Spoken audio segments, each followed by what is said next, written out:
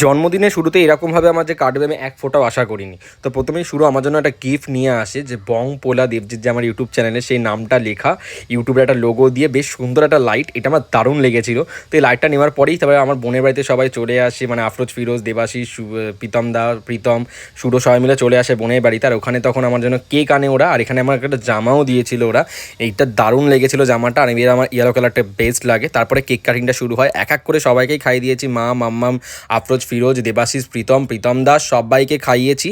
তো খাওয়ানোর পর কিন্তু এখানে তারপরে সুব্রত ভিডিও কল করেছিল আমাকে।